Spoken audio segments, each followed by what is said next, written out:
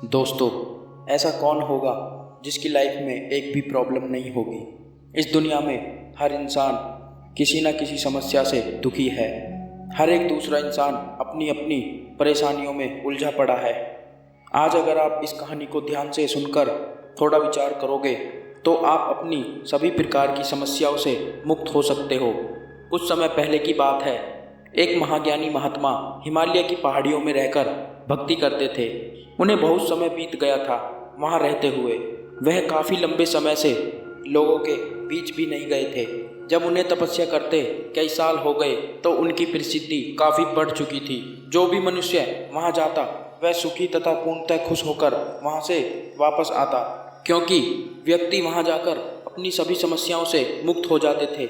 महात्मा जी जिससे भी मिलते उसे यही बोलते कि इस जगह के बारे में किसी को मत बताना। मैं नहीं चाहता कि यहाँ लोग आने लगें। लेकिन लोग इतनी सारी पहाड़ियाँ और दुर्गम रास्ते तथा नदी और कई प्रकार के झरनों को पार करके इतनी कठिनाइयों को झेलकर भी उन्हें मिलना चाहते थे। कुछ समय बाद ही वहाँ कुछ लोग उन्हें ढूंढते हुए उनकी कुटिया तक पहुँच गए। जब महात्मा जी की नज़र उन पर पड़ी तो महात्मा जी ने उन्हें इंतजार करने को कहा। इंतजार करते करते उन्हें एक दिन बीत गया। महात्मा जी ध्यान पर बैठे रहे। अगले दिन वहाँ और भी कुछ लोग आ पहुँचे और वह भी उनके साथ इंतजार करने लगे। उन्हें इंतजार करते हुए 2 दिन बीत गए। वहाँ कुछ लोग और आ गए।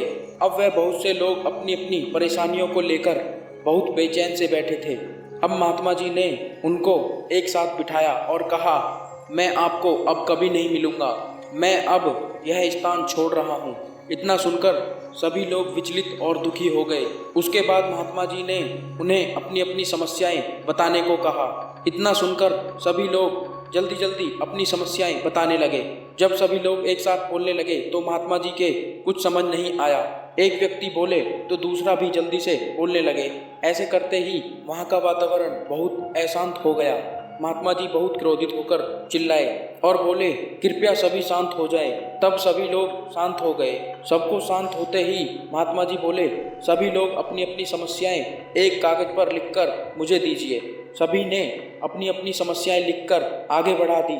महात्मा जी ने सारे पर्चे लिए और एक टोकरी में डालकर मिला दिए और बोले, इस टोकरी को एक दूसरे के पास कीजिए। हर व्यक्ति एक एक पर्ची उठाएगा और उसे पढ़ेगा।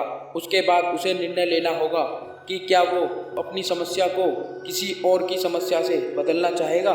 उसके बाद हर व्यक्ति एक पर्ची उठाता, उसे पढ़ता और चुपचाप रख देता। ऐसा करते करते सभी ने सारी पर्चियां देख ली, लेकिन कोई भी अपनी समस्या के बदले दूसरे की समस्या लेने को तैयार नहीं हुआ। सबका यही सोचना था कि उनकी अपनी समस्या कितनी भी बड़ी क्यों ना हो, परंतु दूसरे लोगों की समस्या जितनी गंभीर नहीं है।